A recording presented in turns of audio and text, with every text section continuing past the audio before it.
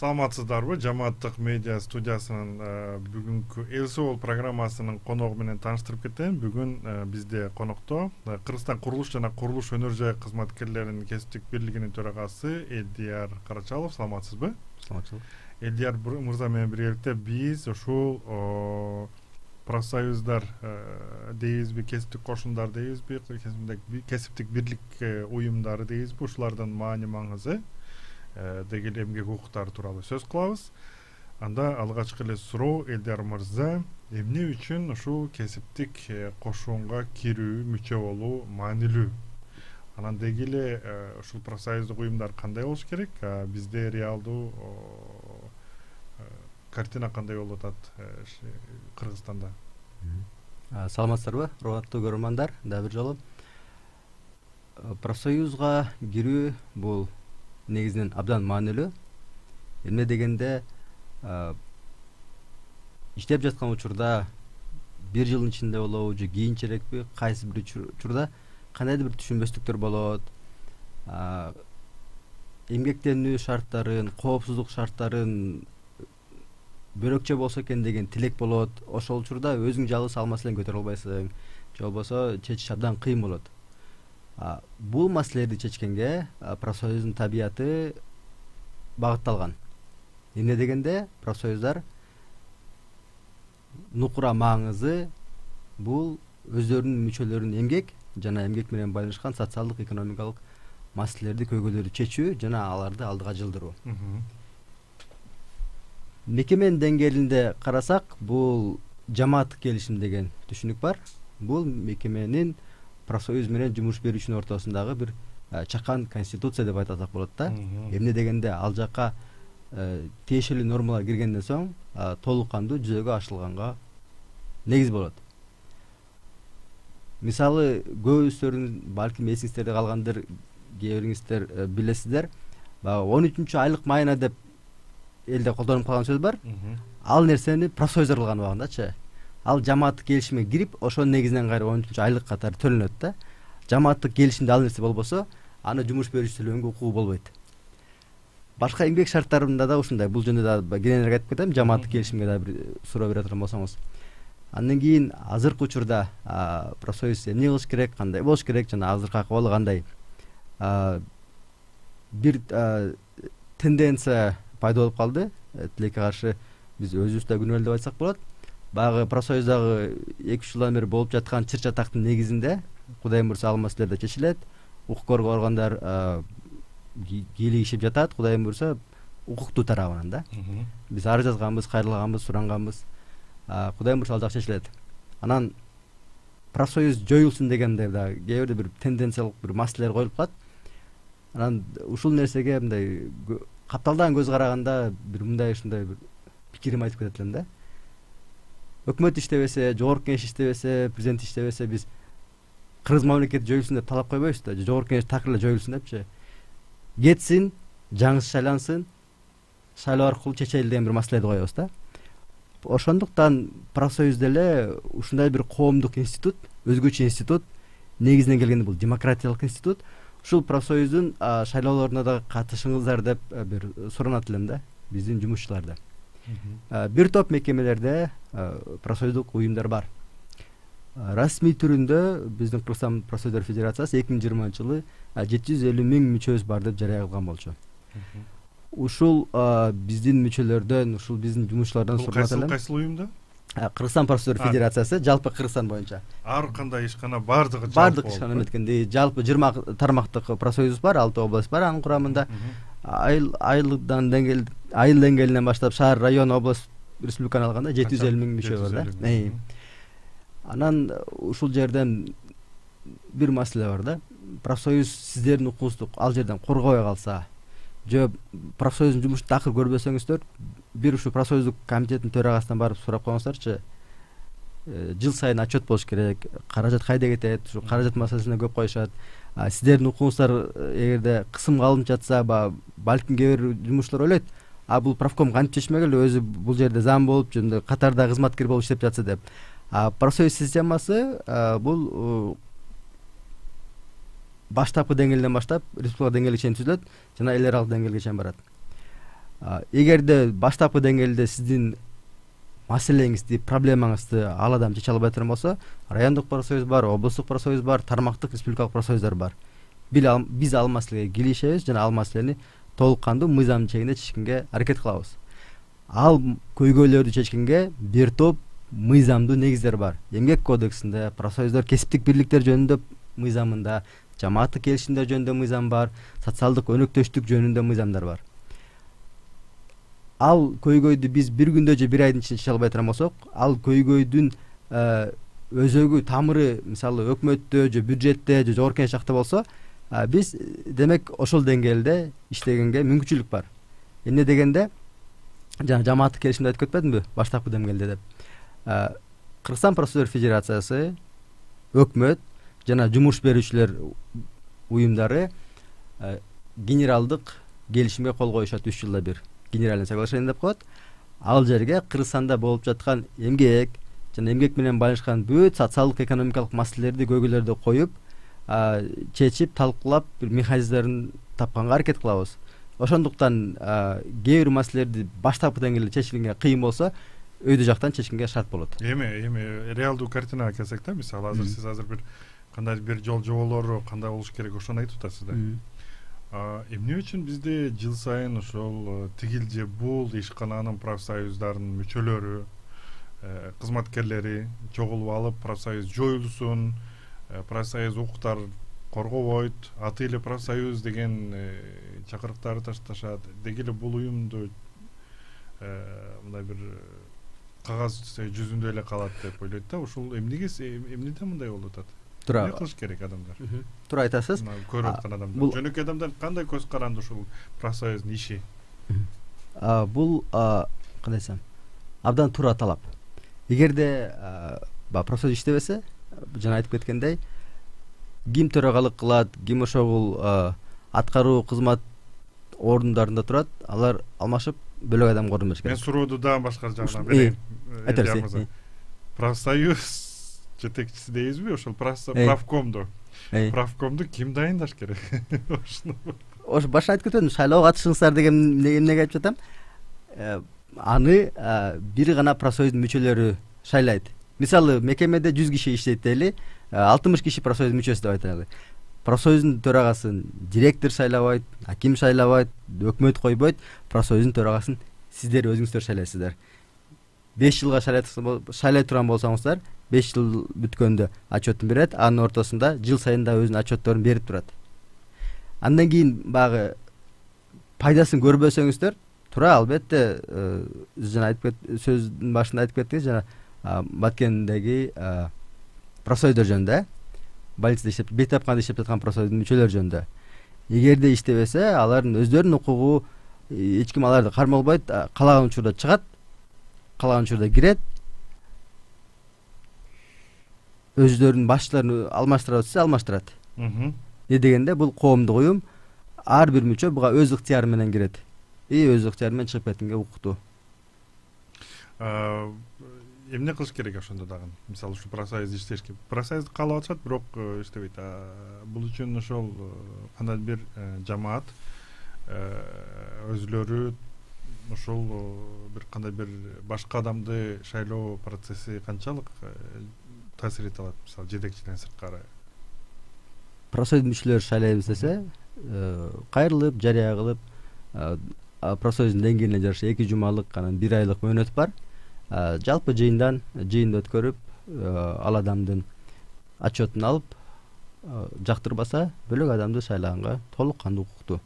Эми эмгек укуктары тууралуу бир сөз кылсак, бир аз ушул көп көрүп жүрөбүз, ушул курулушта, айрыкча мына сиздердин профсоюзга тиешелүү уюмдарда, ишканаларда курулушта майып болуп калгандар бар, каза болуп калгандар бар. Мына күнүмдүк тейлөө тармагында аябаганда көптөгөн укук бузуулар болуп, мисалы, журналист бизге да кайрылып турушат.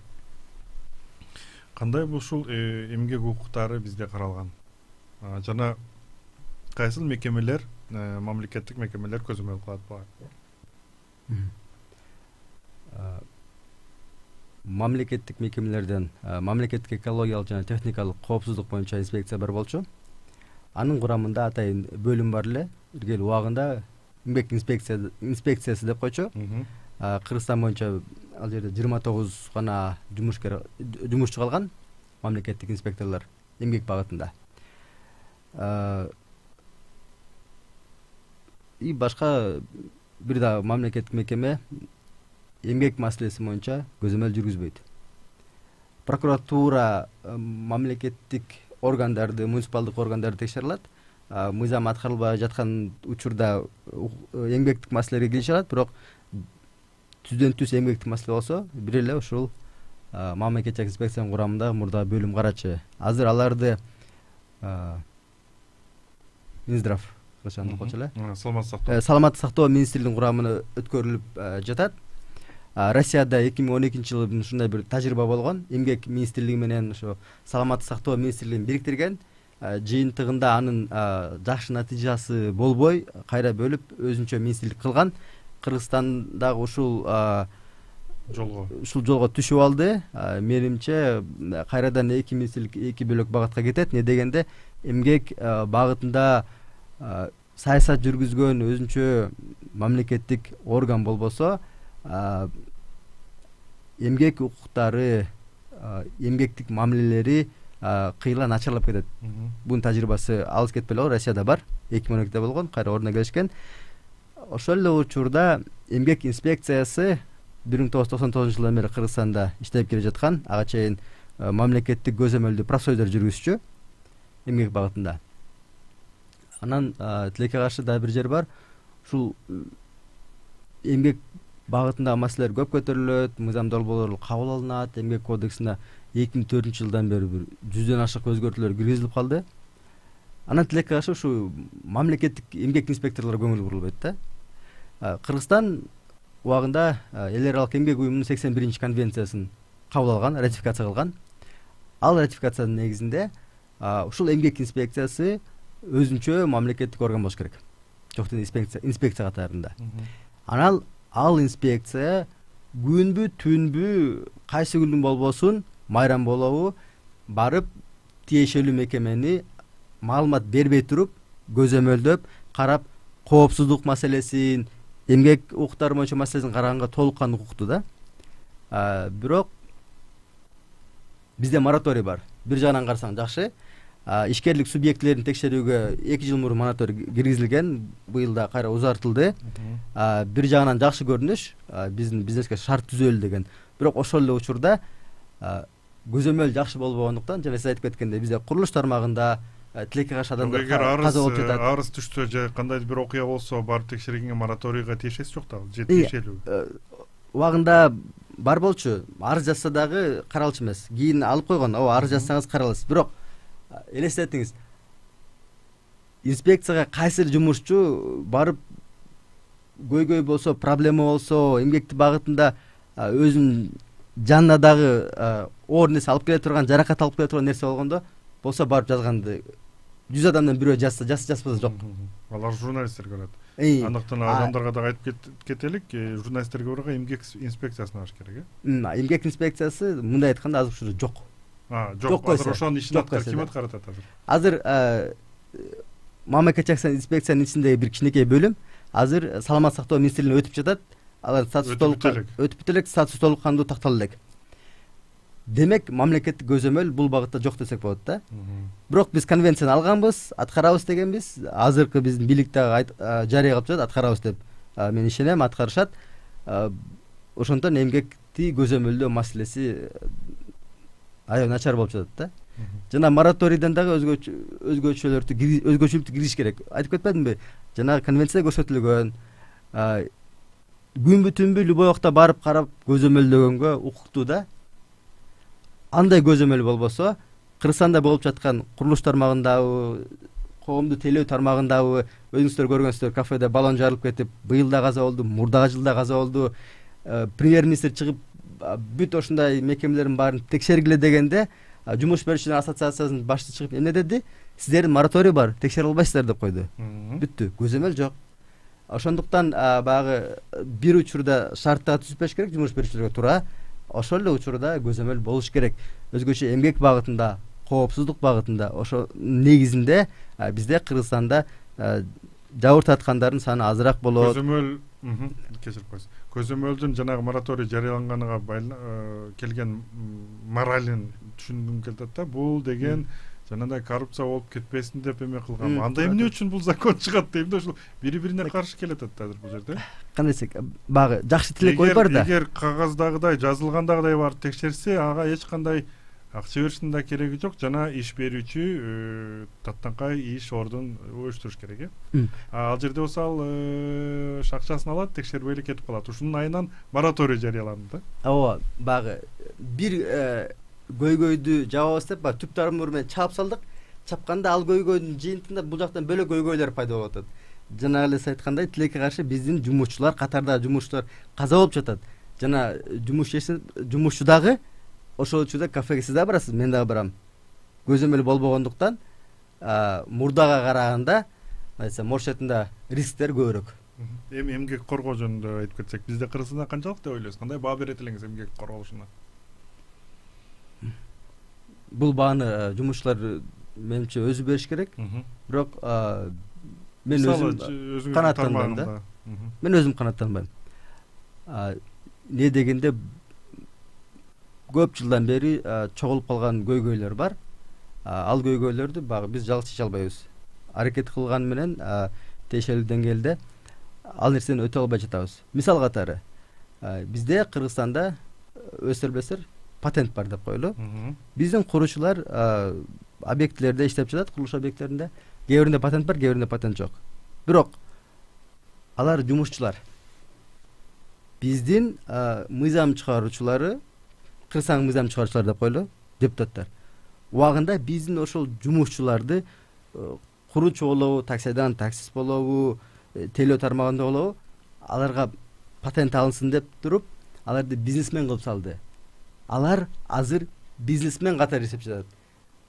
Курулуш объектисине барып иштеп жатканда ал жумушчу эмес. Ушул патент негизинде, мыйзам негизинде ал ишкер болуп калды. Ошол фирманын кожоюну менен өзүнүн колунда 3000 курулуш деген келишим болуш керек. Эмгек келишим болуш керек. Патент боло турган болсо дагы анда анын патентти бөлүш керек. Бизнес кылган алар өзүнчө болсун ишкерлер. Орус тилинде айтканда самозанятый деп коет го. Ал өзүнчө патент болуш керек да. Анан кийин курулуш объектилеринде сөз талап коюш керек. Кайсы бир сандан кийин ал жерде бир гана эмгек келишимдер болуш керек деп. Дагы бир мисал, азыр эмгек келишими жокпу курулутканда? Бир топ объектилерде эмгек келишим жок. Эгерде сиз менен чогуу мамлекет техник инспекциясына чогуу кыдыра турган болсок, бизди киргизбейт, бирок балким киргизип койду эле. Эмгек келишимди эч кимде бир адамды таппайбыз. Бухгалтерден табыш мүмкүн, башка бир да куруучу, катарда иштеп жаткан куруучудан таппайбыз. Бизде куруучулар көрүп аткан болсо, эмгек келишиминин эмне үчүн маанилүүлүгүн кыскача айтып кетиңиз, жалпактан. Эмгек келишимдин эмнеси маанилүү? Мына патент менен иштеп жатасыздар, эмгек келишимде эле.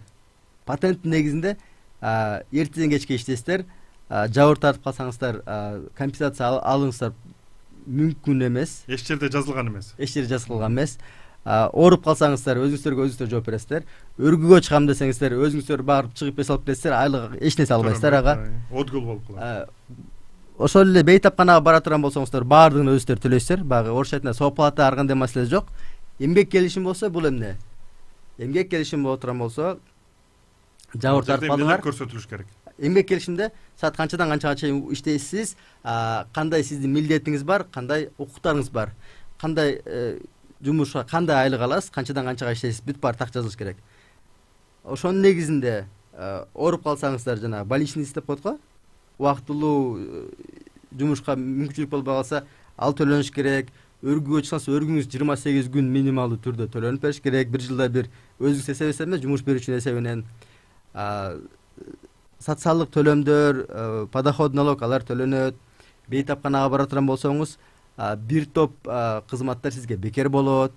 Кийин пенсияга чыкканыңызга жеңил болот, пенсияга чыгасыз дегендей. Ошол эле черде патенттин плюстору азыркы учурда азыраак акча төлөп, же болбосо жумуш берүүчү төлөп коет, ошол менен сиз акча каражат төлөбөй жүрө бересиз да. Жумушчу болгондон кийин салыктар биртке көбүрөөк болот, бирок кийин айтып кеткендей пенсияга чыкканда сизге жеңил болот, башка бир топ маселе боюнча жеңил болот. Эгерде жумуш берүүчү менен ортоңуздар талаш тартыш болуп кетсе, бул патент негизинде кете бер десе кете бересиз.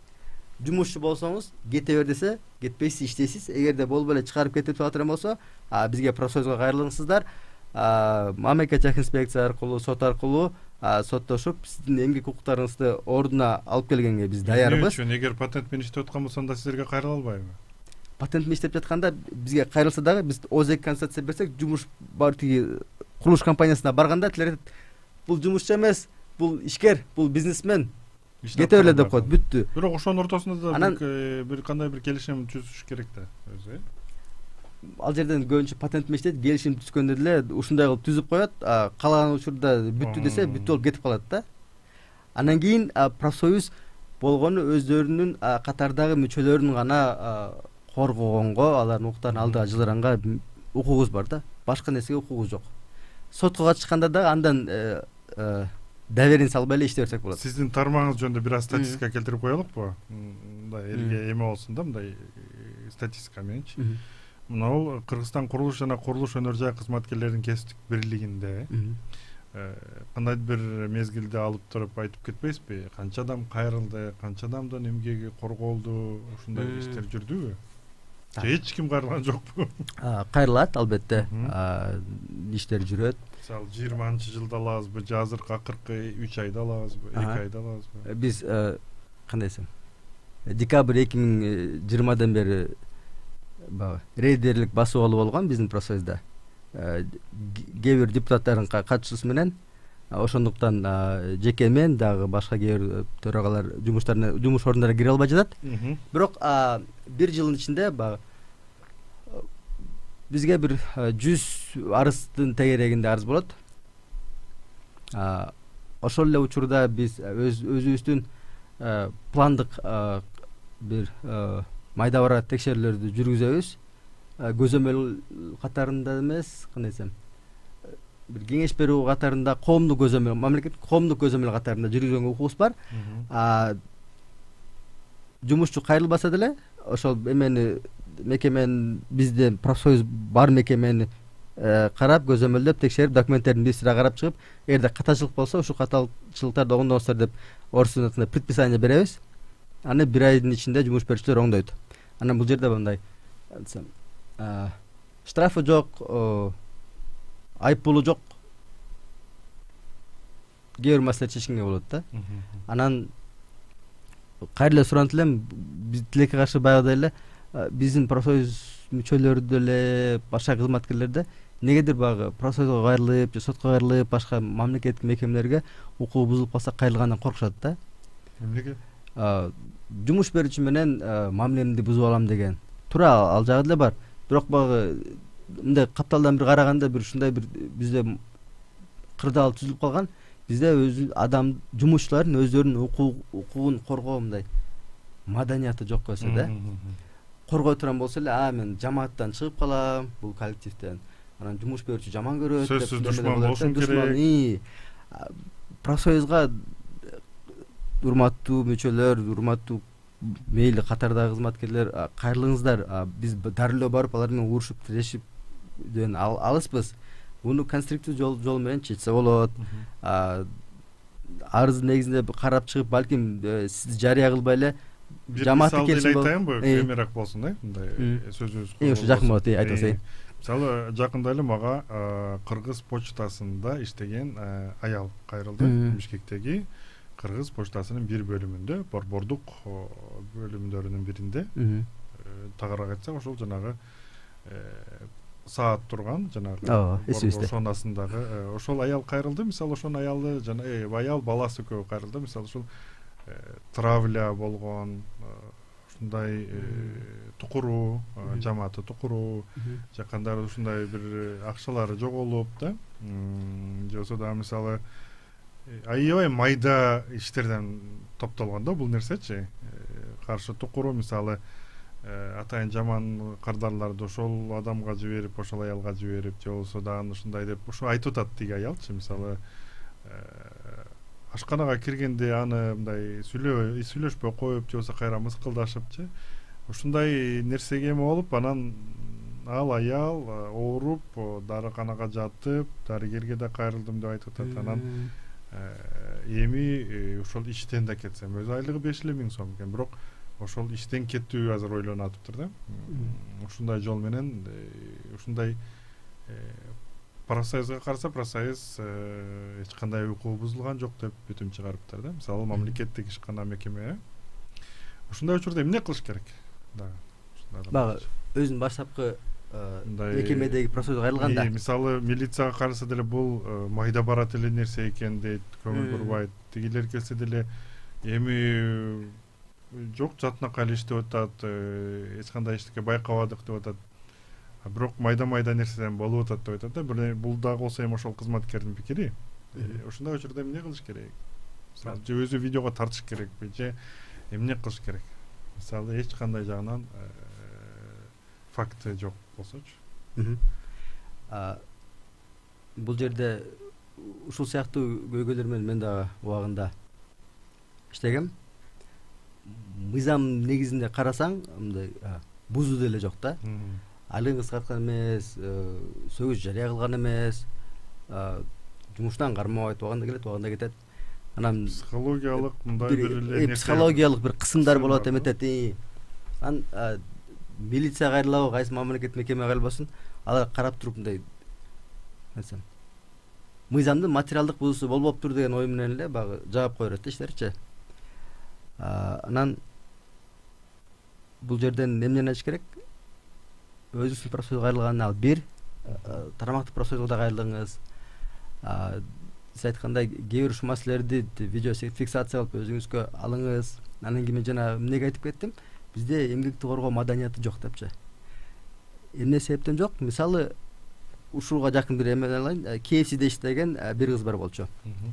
Өзүнүн укугун коргойн деп профсоюз түзөм деп чыккан кезде, сиз айткандай ага атайын ушул жаман кадралар жөнөтүп башташты, чогуу чечкен мырзалар, айымдар сүйлөбөй бир анын ишин психологиялык бир мындай кысым алып баштады да. Мындай кыймматсыздыктар айтат. Биз буларга сүйлөгөн жокпуз, тийген жокпуз дейт да. Бирок дагы мурда сүйлөшүп жүргөн, анан тийбейт. Анан ушулдай учурларда бизде мыйзамда коллизия бар да. Пробел деп коет орусчачы. Өлкө мамлекеттерде эмгек укуктарын коргоо маданияты бар мамлекеттерде бул маселе чечилген. Бул маселеге ушул маселе чечилиш үчүн бир гана мыйзамдык жактан эмес,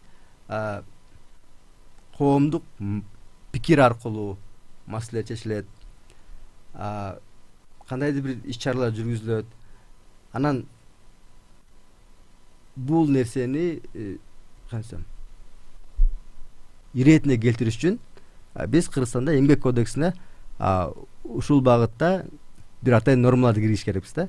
Жаңгычасында буллинг деп коет, ар кандай маселелерди колдонуп жатпайбы, жумуш бериши ыкмалардычы, бир ыплас ыкмаларды колдонуп жатат. Ошол нерселерди эмгек кодексине киргизип, кайра юридикалык жоопкерчилиги болуш үчүн административдик мурда кодекс бар эле, кодекс о проступках азыр, кодекс о правонарушениях, укукту бузуу кодексине атайын нормаларды киргизиш керек да.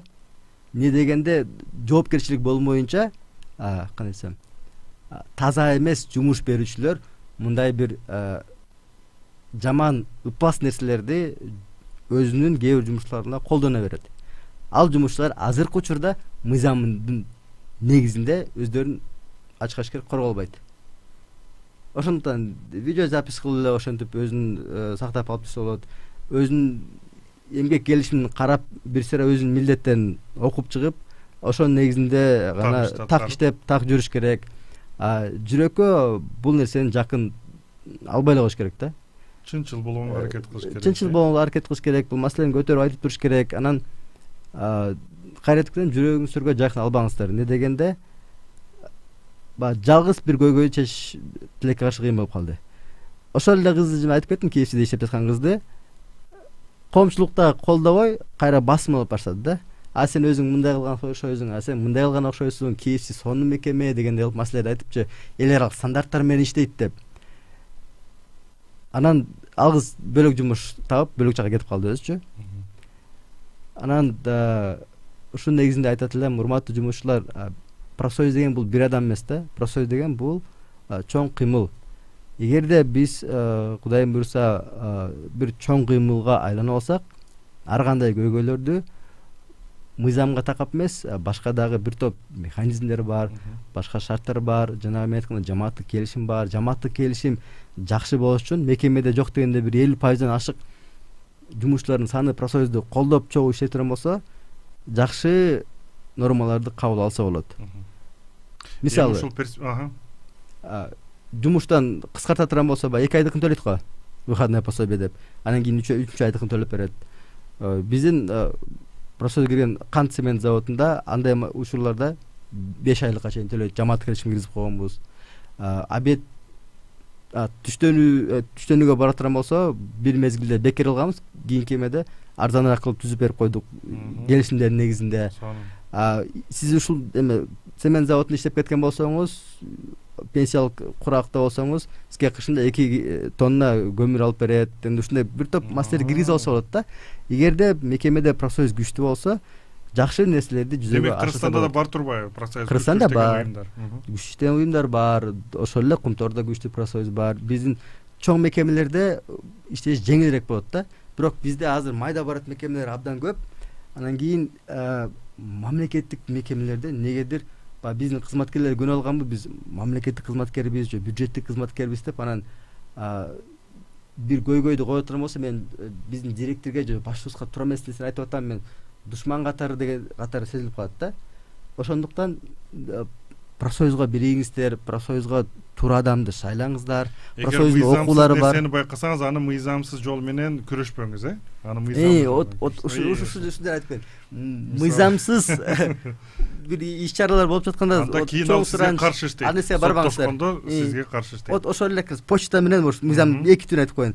Энергетиктер баада эметкенде ноябрда чыгышта, ноябрда декабрда чыгат го. Айлык маселеси боюнча, анан жаңы директор боюнча. Анан ал забастовка кылып атат деп жарыя кылды да. Таасир берди да. Таасир берди. Бирок реалдуу түрдө карап эметкенде алар забастовка кылган жок да. Алар митинг кылды да. Забастовка кылдын өзүнүн бөлөк маданияты бар, мыйзам жолдору бар. Кудайым буйрса, биздин профсоюздар азыр өз жайына келип, биздин федерация оңолуп түзөлө турган болсо, урматтуу профсоюз мүчөлөр, талап кылыңыздар, забастовочный фонд түзүлсүн. Ар бир мамлекет, бир топ мамлекетте профсоюз забастовочный фонд бар да. Алар забастовка чыга турган болсо, жумуш берүүчү аларга айлыгын төлөө укугу бар да. Ошол учурда биз төлөп бериш керекпиз сиздергечи. Ушул маселени көптөн бери айтып жүрөм, бул маселени чечебиз деген ойдомун. Сонун экен. Эгер ушул забастовкалык фонд деген бул кандай которулат кыргызчага? Мисалы забастовка. Эске которуп жазып забастовка.